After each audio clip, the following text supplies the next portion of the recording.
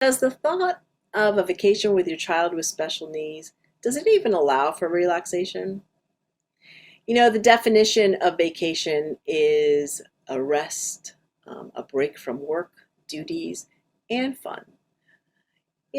R&R, which stands for rest and relaxation, or actually rest and recreation.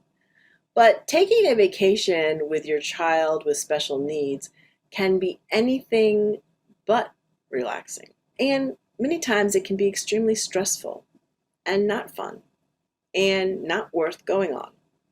Hi, I'm Shantae, and today on Parenting Special Needs Live, I've asked Dawn Barclay to join us. She's going to help us say yes to vacations. Dawn is an award-winning author and has spent her career working and writing for different aspects of the travel industry. She is going to discuss vacation strategies, providing insight from her new book, Traveling Different: Vacation Strategies for Parents of the Anxious, the Inflexible, and the Neurodiverse. Her book is the result of over 100 interviews with professionals from mental health, certified autism travel professionals, parents, allies, and advocates who have lent their expertise to open up the world to those of us that feel tremendous angst at the thought of taking a vacation. Please help me welcome Dawn to the show. Welcome, Dawn. Thanks so much for having me. How did you come to write this book? When I needed this book, it wasn't available. I spent an entire lifetime in travel. My parents owned a big travel agency, and I was traveling from age 2. And I worked in travel, up until the time I had my kids, whether it was for in being a travel agent or writing for the travel industry. And when I had my 2 children, they were not as thrilled about traveling as I was. In fact, they found it very difficult. They had problems with transitions. Uh, it was not going to work out. And I looked for a book that was going to help me. And I'm one of those people who believes that anything in life has a book to get you through. When I got pregnant, it's like, no problem. I will just read a book. Well, it doesn't work that way. And there was no book. So I started interviewing some professionals in the early 2000s. I spoke to Tony Atwood. Dr. Atwood is, as you know, an expert in autism spectrum disorder. I worked with Dr. Ellen Littman, who's an expert in ADHD. And then I kind of hit a wall because I didn't have a lot of other people to interview. And it wasn't until a group called IBCCES created a designation called the Certified Autism Travel Professional that I knew exactly how I could write this book, because I could interview these wonderfully educated and trained individuals, many of whom are special needs parents themselves.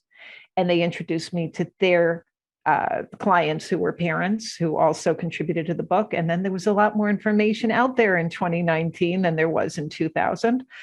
Plus, a 2-year pandemic where I had nowhere to go and nothing to do except for write this book. So Right. there you have it. Wow. And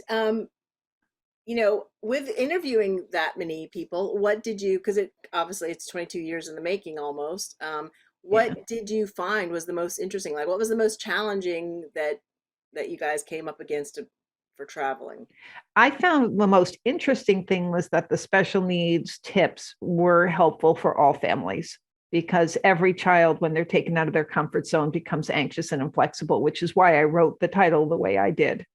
And I just came across a lot of tips. I mean, there's hundreds in the books, but things I would have never thought of and never did think of when I was traveling. Definitely not my story, because had I read this years ago, my travels would have been very different. Yeah. So yeah, lots of parents, lots of different challenges and how they got over it. I divide the book up into different modes of transportation and then places to stay, how you select, say, a vacation rental, how you vet a hotel, how you vet a campground, and then things to do once you get there, including restaurants. So when you were interviewing people, like, were there any, like, I mean, any like obstacles that kept coming up that that they mentioned? Yes. The number one thing that people said kept them from traveling was that they were nervous about what people would think about them and their children. They were scared that they would be judged as bad parents, or their children would be judged as brats because they were acting up, instead of people realizing it was a sensory meltdown. And interestingly enough, a study of special needs parents conducted recently by IBCCES showed that of 1,000 special needs parents, 87% don't travel, but of those, 93% would if they knew where to go and what to do. So another good reason for writing the book. Yes. What would you say? Like, how can parents introduce the concept of travel to their children? Yeah, very important, especially now that you've got 4 and 5-year-olds who haven't been out of the house because of COVID. And now even if they did travel when they were younger, you're reintroducing it. So how do you do that? So many different ways. You can get picture books with their favorite characters in travel situations. I list some in the book, but your local librarian can list a lot more. Videos are your friends. There is a video for every different aspect of travel, either on YouTube or provided by the supplier. So you can go through every aspect of that trip. I have one father who said he goes through every ride in an amusement park on video before they travel, because then they know what to rule out. Social Stories by Carol Gray. You can certainly read those books and determine how you want to write your social stories for your child. Role play is another big help. And what I call mini experiences, which introduce the child slowly to each individual concept of travel before you go and spend thousands of dollars, say, on a hotel room.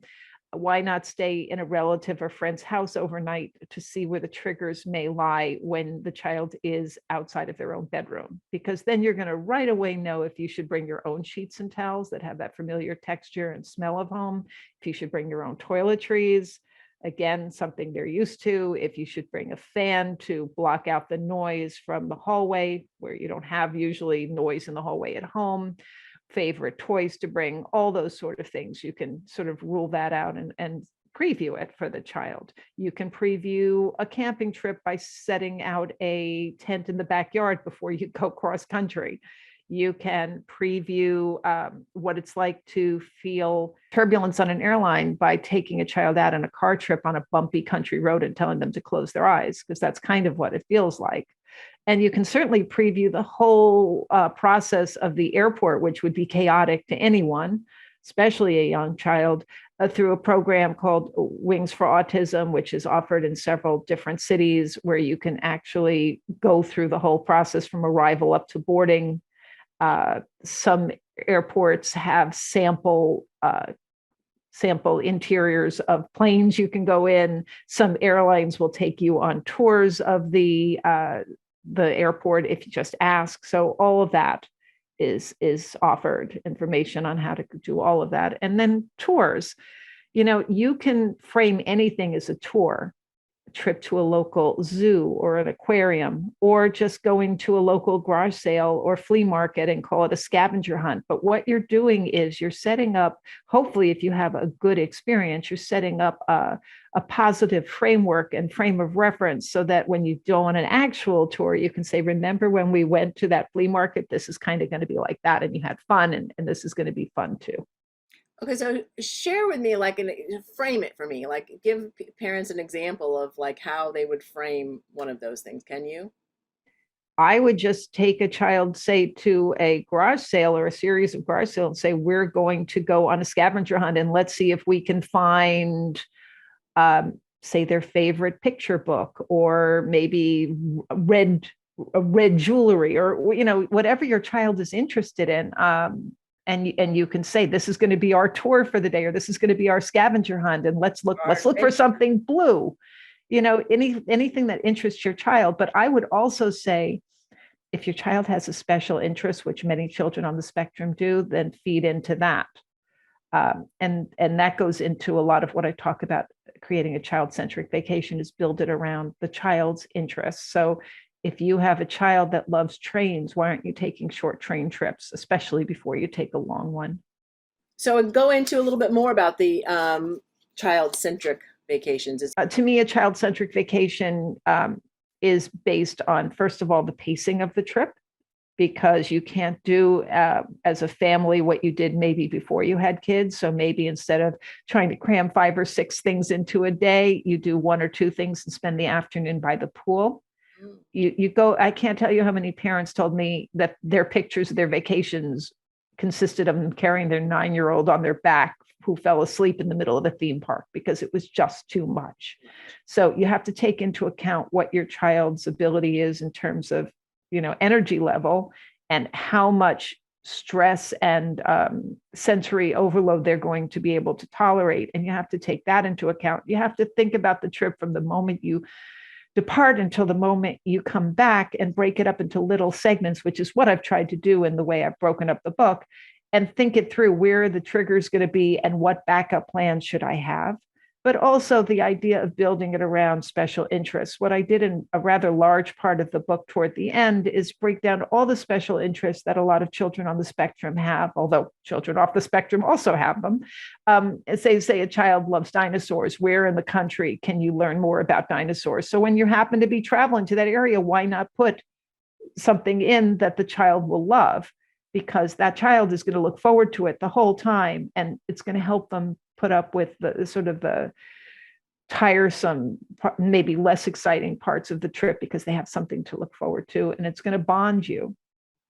Right. So now in your book, you do have, first of all, is your book out yet? Because I know the last time we spoke, well, we've only spoken via email, but it was not out yet. Is it out yet? No, it'll be coming out August 15th. It is available for pre-order in all 3 of the editions, including audiobook. Oh, great. It's an audio too. Oh, I Yeah. love that. Okay. And it's so you've broken it up into sections. And so you say then when it's about like dinosaurs, do you direct people as to where to go? Like, are you giving Yes. them okay. Yeah, I'm absolutely giving them the address, the URL, the phone number, and it's broken up by state and then by city. So it's, really pretty comprehensive. Although I am sure that I've missed many interests. And if people want to write to me at travelingdifferent.com and tell me what I've missed, it'll go into a future edition or it'll go into a blog because I'm going to be updating the book on that blog. Now, I know when you mentioned too about, I'm not going to get the acronym right. So the agency that kind of Yeah. talked to 1,000 parents and got information. Yeah. What's the name of that? IBCCES. It's the International um, Board of Credentialing and Continuing Education Standards. They also certify certified autism centers. So they train different destinations, hotels, actually tourist boards, museums, what have you, and how to work with people on the spectrum or with attention and mood disorders. So they do a lot for the community. And have you seen like what would you say what accommodations are being made for the travel? Do you know? I mean, what are being made for the travel industry for? And I know we're talking a lot about autism, but I mean, I think it applies to a lot of children with different abilities. You know, they have similar issues sometimes. So traveling for all parents is kind of hard sometimes. So Yeah, actually, I do list in depth something like beaches in Turks and Caicos and Jamaica. There's 3 resorts that have become advanced certified autism centers. So they've gone above and beyond. And I list everything that they offer to the community. And I'd be happy to read that to you if you want to hold on a moment while I get it. sure.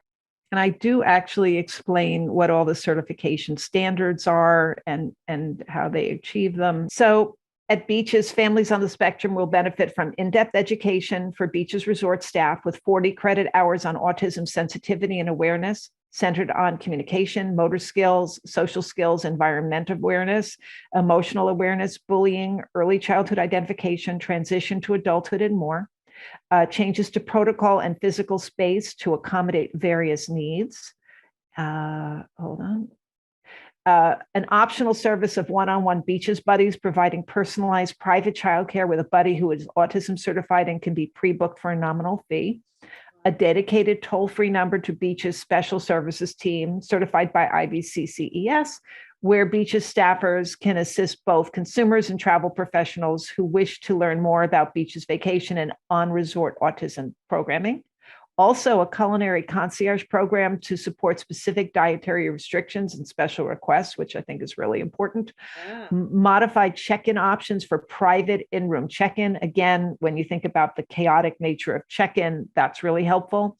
Availability of sensory toys, as well as dream pad pillows for children's use, and a modified design and decoration in kids' camps and key entertainment areas to provide more sensory-friendly environment. What they're also doing is launching a sensory stimulation guide for guests with sensory needs, providing comfort and an understanding of what to expect in each designated area of the resort.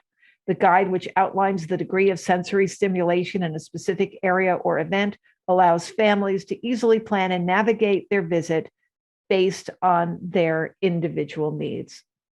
Wow, that's really great, and that's just they're starting to train places all around with Yep. those Cruise criteria. lines too. In fact, I list everything that's offered on, say, Royal Caribbean, just what they offer, including a television station devoted to educating about autism and helping people on the spectrum or people who aren't on the spectrum understand what it is like to be on the spectrum. So I include that. There's also a group, since you brought up cruises, Autism on the Seas, which creates group tours as well as helps you with individual travel on cruise ships. But all of the five main cruise lines have protocols in place and training for those on the spectrum. So, do you have any like little can you share any success stories or anything like little tidbits of information that strategies that can help families? Yep, You have shared some absolutely. strategies, but can you share some more? Like, can you give us an actual example?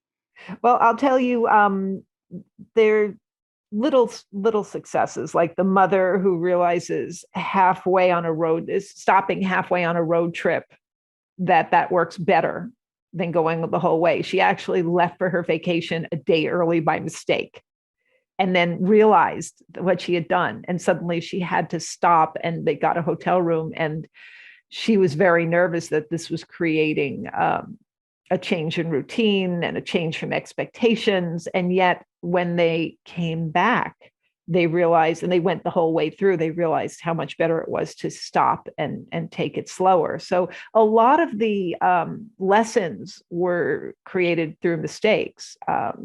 There is the parents who kept going on camping trip and insisting that the trip start the first day, and they have one neurotypical and one neurodiverse child, and the neurotypical child wanted to spend the first day just sitting in the tent and reading, and the neurodiverse child was exhausted, so now they just add a day on to their trip, and that first day is their decompression day. um, and then you've got like the mom who found out that not all hotel rooms have bathtubs. So now she brings a blow up tub, a blow up pool, and Wow. puts it in the shower so her children can always have a bath. So Mm. little things like that. That's interesting. And I'll share my little tidbit too, because this has been very helpful for my family, who my daughter is 25, but also has autism. Um, a nightlight is Yeah. always helpful because they don't always have nightlights. I mean, some of them are awesome and you step on the floor and they light up, but some places do not have nightlights. And my daughter has a little ritual of getting up 52 times to try to go to the bathroom before she finally conks out, and that can make everybody crazy in a hotel room. So, and we've tried to also get separate, an additional hotel room. So we've tried lots of things. Yeah, yeah. Along that line, vacation rentals are really great because you might be the only family in there. Also, you have a kitchen, which is so critical. And some people do recommend making the bedroom as much like home as you can, so that it's less traumatic when you wake up in the middle of the night and you don't know where you are. Tony Atwood had this great suggestion of, if the child needs their own space and you can't afford a separate hotel room, but your child needs space, then why not put some linen in the closet and have the closet floor be their space? I mean, I wouldn't close the closet door, Right. Oh, no, but that's I just thought that was a brilliant idea because that becomes the child's own space and they have a place that's quiet and a place to decompress. great. Wow, that's all. So now your book has all of this information in there, and you also recommend places to go. I mean, is that part Yeah. of the book too? Yeah, well, I would say that 85% are strategies that you can use to make any place a autism friendly vacation or for children with attention and mood disorder. But about 15 to 20% are places that are either listed as certified autism centers or autism friendly. And I do emphasize that if something's listed as autism friendly, do your due diligence and figure out what that means, because it can mean a lot of different things to a lot of different people. And just, find out where they got their certification and what it means and what they offer, which is why I list the phone numbers and addresses and URLs of every place that I mention. And also make sure that what they offer happens to work for your child, because everyone on the spectrum is different. So is there a guide? Is there something out there? I mean, I know your book is coming out, but is there something for people to look up as to what uh, guidelines are? Make it autism. No, I do list the different, not every place has got a certification. So if you wanted to know more about IDCCES, you can go to their website and they have autismtravel.com, which lists the places that they have certified.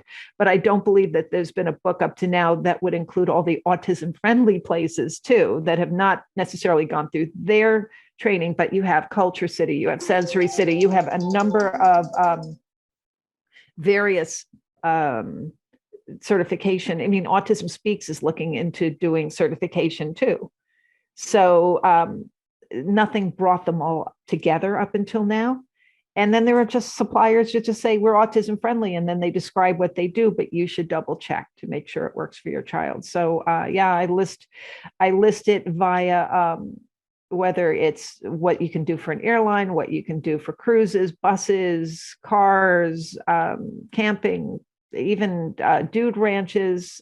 I've got sports vacations. So there are ski resorts and scuba diving and golf places that are, specially designed for this. And that again is a wonderful idea for a vacation where maybe some of the people on the in the family are neurotypical and some are neurodiverse, and you can still travel all together, and it works really well. Yeah, no, that's great.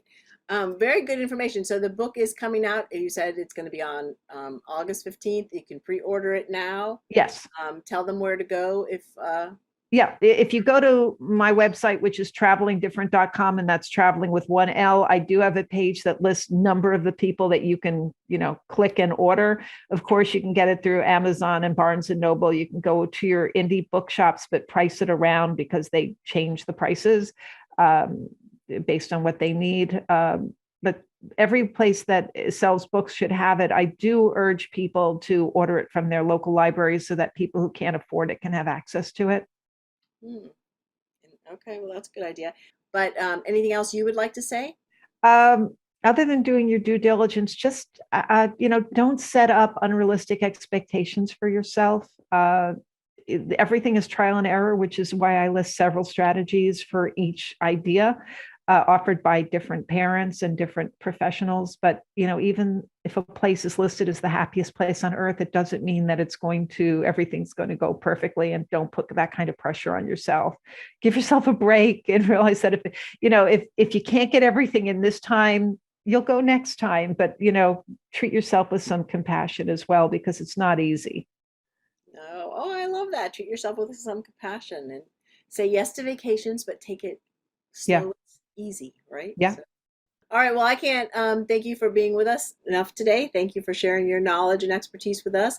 Thank you, everyone, for tuning in to Parenting Special Needs Live. And in case no one has told you today, you are doing a good job. Be good to you. It's hard work. Talk to you soon. Bye.